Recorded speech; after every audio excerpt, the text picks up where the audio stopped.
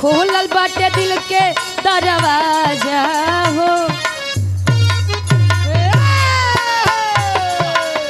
खुलल बाटे दिल के दरवाजा हो, परदेसी राजा आजा। खुलल बाटे दिल के दरवाजा हो, परदेसी राजा आजा। खुलल बाटे दिल के दरवाजा हो, परदेसी राजा आजा। देसी राजा आजा, परदेसी राजा आजा। देसी राजा आजा, परदेसी राजा आजा। देसी राजा आजा, परदेसी राजा आजा।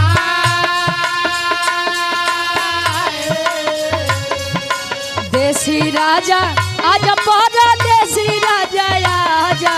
देवारा बजावल चाहे बाजा हो, परदेसी राजा आजा। बजावे चाहे बाजा हो, परदेसी राजा आजा। देवरा बजावे चाहे बाजा हो, परदेसी राजा। गुरुजी आदरणीय आप मनोज भैया के पूजन समारोह बंदी पट्टी चौराहा हंडिया प्रयागराज से गार्जियन जी जेपी पटेल जी सुंदर माला 100 रुपए देकर सम्मान किए। अच्छा जेपी वर्मा ठीक है। Sugan light and sound company आपका बहुत नंबर 1 के मशीन में भाई, बहुत सुंदर है। ईश्वर करे काम में दिन दुना रात चौगुना तरक्की हो। 100 रुपए देकर सम्मान किए। हाँ कहे मटकी लेके घूमे पड़ाई ओही यही रहनावा ए यादव जी। मटके लेके घूमे पड़ाई वही यही रहनावा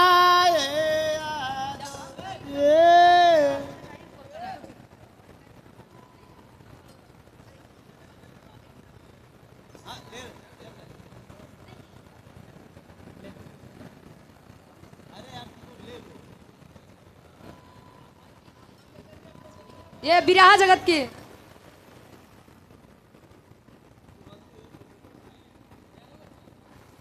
बिरहा जगत की बहुत ही अच्छी कलाकार है, बहुत ही सुंदर कलाकार है,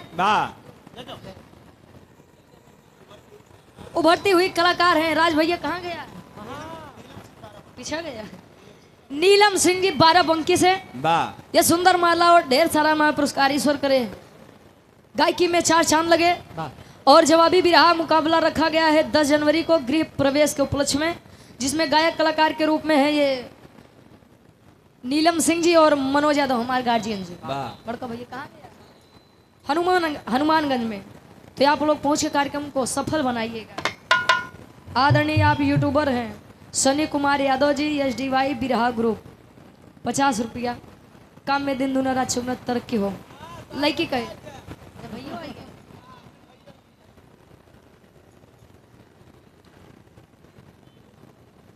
आदरणीय हृदय के गार्जियन जी आप बब्बू ठेकेदार साहब जो 17 सितंबर यानी विश्वकर्मा जी विश्वकर्मा पूजा आप उसी के उपलक्ष्य में कार्यक्रम करवाते हैं चमनगंज में। प्रतिवर्ष आप बिरहा का कार्यक्रम करवाते हैं और बिरहा जगत के बहुत ही अच्छे कलाकार सूरज यदुवंशी जी के आप पूजे मौसा जी। हम चाहेंगे कि आप मंच पर आइए ठेकेदार साहब। मौसा आइए मंच पर आपका सम्मान हो जाए। मौसी हमारा ठीक है 500 रुपये देकर सम्मान किया आशीर्वाद के चाह रही। और ये वीरेंद्र आर्या जी आर्या प्रिंटिंग प्रेस राजूपुर चखिनौता से 50 रुपया आशीर्वाद के चाह रही। अब लड़की कहे मटकी लेके घूमे पड़ाई ओही यही रहनावा ए यादव जी। मटकी लेके घूमे पड़ाई वही यही रहनावा ए यादव जी। मटकी लेके घूमे पड़ाई वही यही रहनावा ए यादव जी।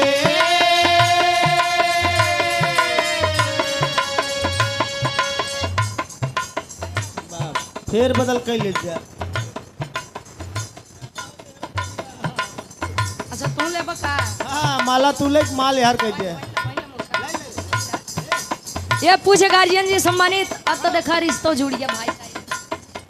पूज्य मौसा जी आदरणीय बिरहा के ठेकेदार हैं जो 17 सितंबर को कार्यक्रम करते हैं गार्जियन जी। आदरणीय चमनगंज झूसी प्रयागराज में कार्यक्रम का आयोजन करवाते हैं हमारे पूज्य मौसा बब्बू ठेकेदार साहब। गार्जियन जी के द्वारा इस सुंदर माला पुनः 500 रुपया आशीर्वाद के चाह कि हम बच्चे अपनी कला में कामयाब रहे और ये हमारे गुरु यानी मंजीत गुरु खातिर 100 रुपया मौसा की तरफ से। चखिनौता श्री कृष्ण चंद यादव जी दरोगा जी, अच्छा गार्जियन जी। उत्तर प्रदेश पुलिस 100 रुपये। श्री राम सेवक यादव जी भूतपूर्व प्रधान जी चखिनौता से 50 रुपया। मटकी लेके घूमे पड़ाई ओही यही रहना ए यादव जी तनिका डाल दो जोरनवा ए यादव जी तनिका डाल दो ए यादव जी तनिका डाल दो जोरनवा ए यादव जी जो तनिका डाल दा जोरनवा ए यादव जी तनिका डाल दा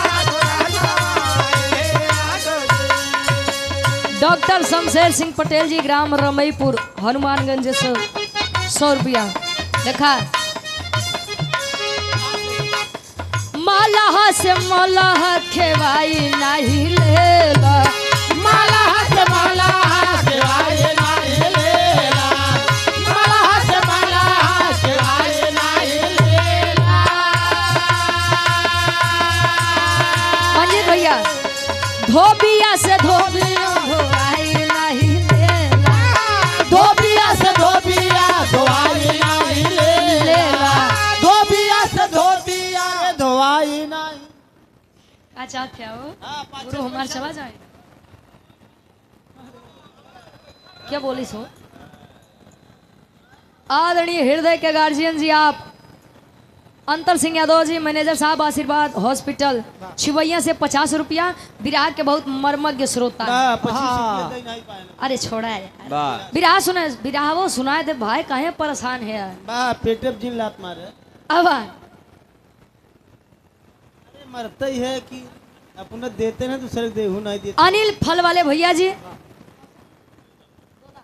दोदापुर से गार्जियन जी ए बड़कौए बड़ा गर्मा थे का बात बा यार ये 100 रुपये देकर सम्मान किया इतने जन्म तो है बड़का सुनवार बैठा है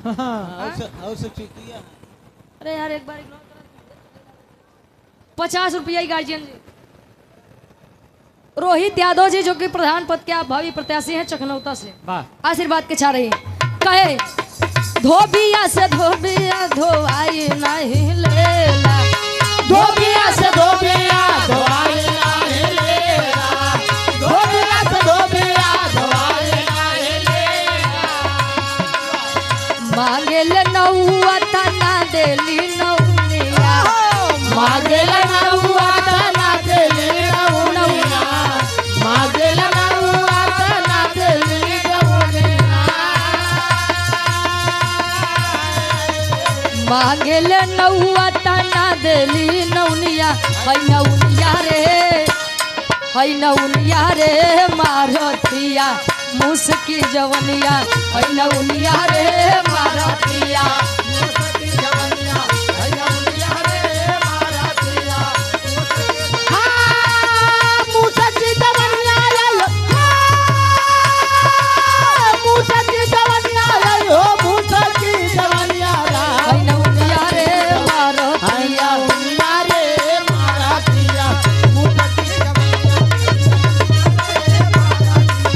लगी रहे ये बड़े भैया यादव हंसू जी हिनौता से 100 रुपया आशीर्वाद के चाह रही कहाँ से ओढ़नी मंगवलू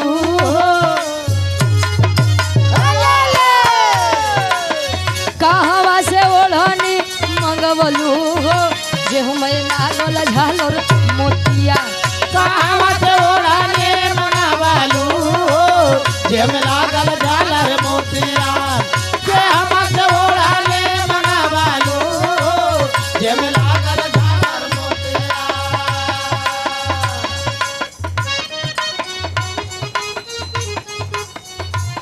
डॉक्टर अमीरेश पाल जी, ग्राम ककरा डुबावल से, आदित्य फैमिली एंड आशीर्वाद हॉस्पिटल स्टाफ 100 रुपये आशीर्वाद के चारे कि हम बच्चे अपनी कला में कामयाब रहे। आदरणीय आप राम जी यादव झोसी से 100 रुपया।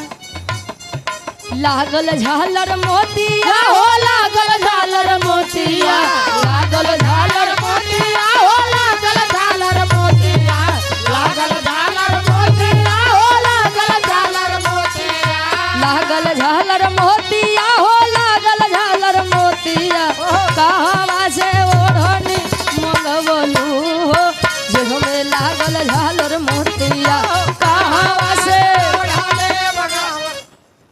आदरणीय सुरेश नेताजी बहादुरपुर से, जो कि जिला पंचायत सदस्य हैं, 151 रुपया आशीर्वाद के चाह रही कि हम बच्चे अपनी कला में कामयाब रहे।